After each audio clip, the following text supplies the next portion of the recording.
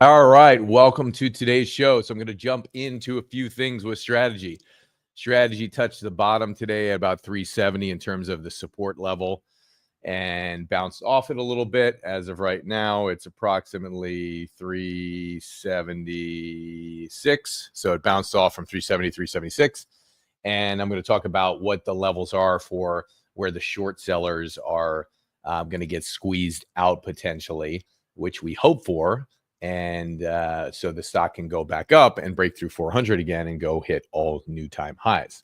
So I'm going to cover that on today's show. Secondly, going to talk about Saylor and what he's doing with strategy and how he's going to dominate the fixed income market, which is always exciting as well. And then I'm going to jump into just looking at potential support levels for strategy as well as breakout points too. So all of that. And remember, not financial advice, not tax advice, not legal advice. Do your own research on this. Okay, cool. So let's jump in right now and let's talk a little bit about starting off with a little bit from our fearless leader here on what he has to say about strategy or Bitcoin, I should say. Bitcoin is hope. Don't forget it. He continues to put the message out there. It's fascinating to see, if you didn't watch his interview with Jordan Peterson recently. It was a great interview. And the one thing that I took from it is Saylor is a visionary. He continues to put out things like this for people to remember what Bitcoin really is. And he's a great leader of this movement, which is fantastic.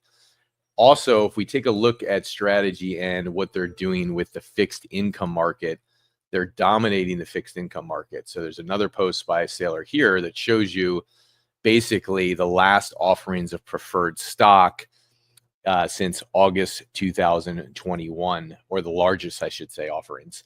And so you look at this on the scoreboard, and the thing to pay attention to here is you've got Stride, which is the new preferred stock that Strategy released.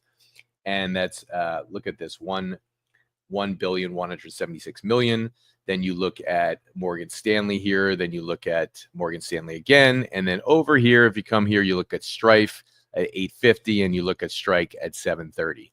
So they're crushing it in the marketplace, and it's no secret that Saylor is going after the fixed income market. We're talking about a fixed income market that has $300 trillion in it.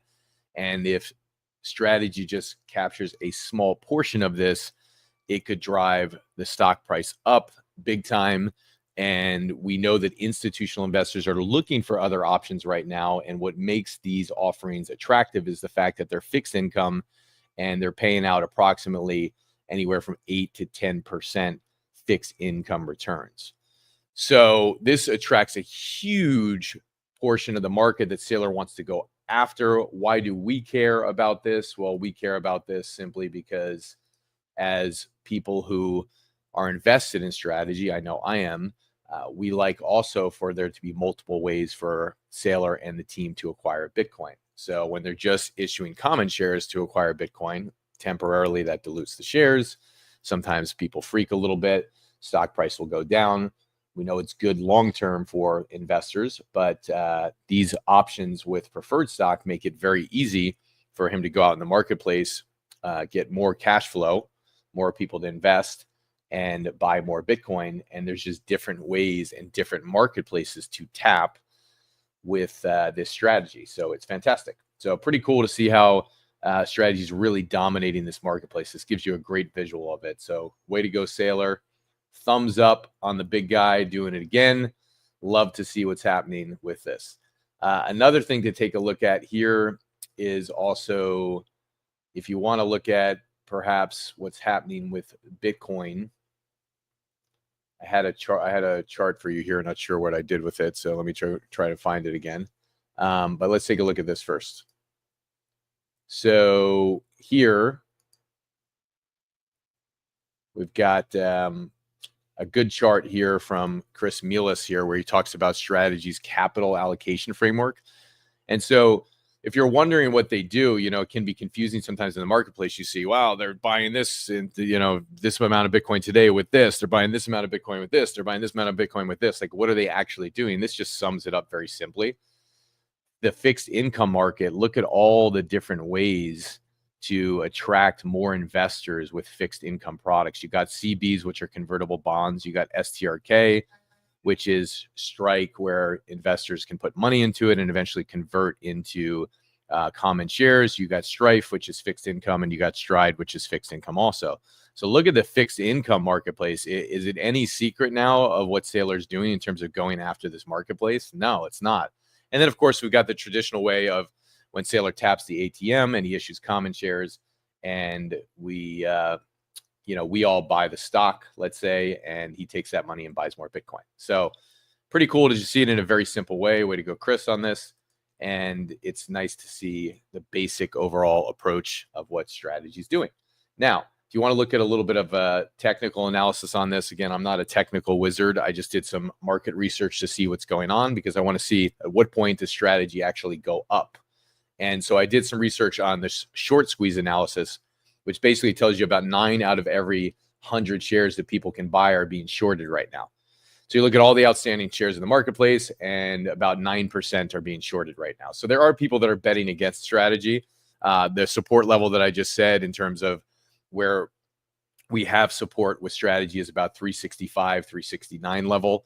We bounced off the 370 level this morning, shot back up to 376. I did buy around the 370 level this morning. And with the idea of this, what is a short squeeze? So this is important to take a look at and know, particularly when a bunch of people are betting against strategy right now. Short squeeze is when people bet against the stock. They're called the short sellers. And so they're basically betting that strategy is going to go down. If strategy goes down, then they actually make money. Now, there's a squeeze effect here that they start to panic and they have to buy the stock back fast to stop losing more. So let's say they're betting that the stock goes down. The stock doesn't go down. Let's say the stock goes up, and then at a certain point, let's say stock hits 395. These people who are shorting the stock, they have to cover their positions and buy the stock back. And that creates upward demand and pressure on strategy where the price would go higher. So the squeeze effect is they start to panic and they have to buy the stock back fast to prevent themselves from losing more. So again, short sellers, they want it to go down. If the stock goes down, the short sellers win. If it goes up, they got to cover their positions because they don't want to lose a whole bunch of money. So they buy the stock back, boom, puts pressure, shoots strategy up. Now, what price point could that happen at? There's a couple different price points to look at. I looked at things like Market Watch, Trading View, to look at some different technical analysis on this. And the 395 position is one to look at. This is where the warning lights start going off for the short sellers. If the stock passes this level, they know the trend's getting a little serious, and some of them might start covering and buying the stock back. Then you look at the 400 level here. It's kind of like a psychological level, right? 400 level. A lot of short sellers have to stop. They have stop losses set here. So they're like, oh my God, I bet against the stock. It's going up, and they don't want to lose more money. So they buy the stock back at 400. And then 416 to 420, this is like a critical zone. It's the top of the chart pattern here. If MSTR passes 420, it kind of blasts through the ceiling, and then we could have upward momentum to where we could have potentially go to 430 or 450. A stretch might be shooting up to 480. But the point is, when the shorts get squeezed out, that's what pushes the price up fast. Okay. So we should be looking at this and paying attention to this. I'm not saying this is what's going to happen.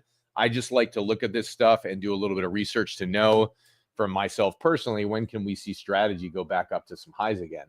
We know we've been sitting in this range of like, a couple months ago, it was like 420, 430, then it drops down to 400, then it goes down to 360 something. And it's been trading in this range between 360 and 400 for the last several weeks.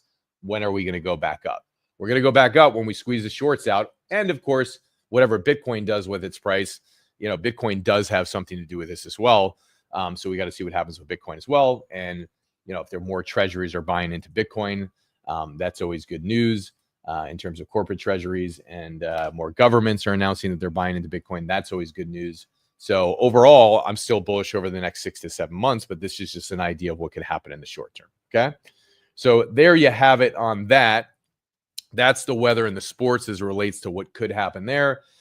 There's another interesting post here, and I want to find this for you. I had a chart. I wanted to show you the chart, but Bitcoin Magazine Pro, I'm just going to tell you verbally of what I looked at this morning. Bitcoin Magazine Pros are really good. It's great to check out their charts. I love what they have. I've shown charts from Bitcoin Magazine Pro in the past that show whether Bitcoin buys are overheated or not. And it shows a range of like when Bitcoin starts to hit a 7 on this chart, it means it's overheated. It's like a 2.4, 2.5 last we looked at it. Now there was a new chart that they came out with that I took a look at, and they think like the price of Bitcoin, the peak price could be at $225,000 in this cycle. And then they showed also a different reverse of that, of what is like the lowest Bitcoin could go. And they were looking at a $35,000 price point, because when you look at the OGs, the original gangsters who bought Bitcoin, you have strong hands down at that level. So they were looking at peaks during the cycle and bottoms during the cycle, and that's what they came up with. Do I think we'll run all the way down to $35,000? I don't think so, but that's kind of what they were looking at with their analysis today.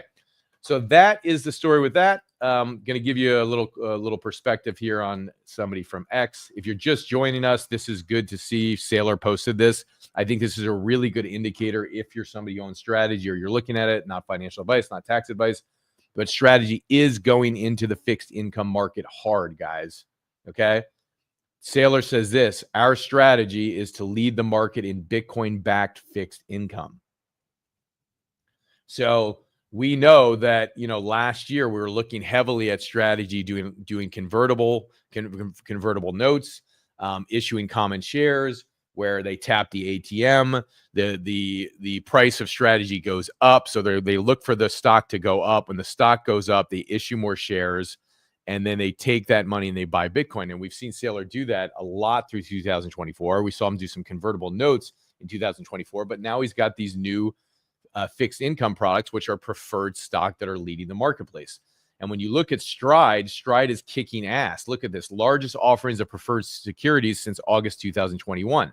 And he's comparing it to Stride to like Morgan Stanley preferred securities. And then you have another group here. And then you have Strife is fourth in line. And then you have another group. And then you have Strike.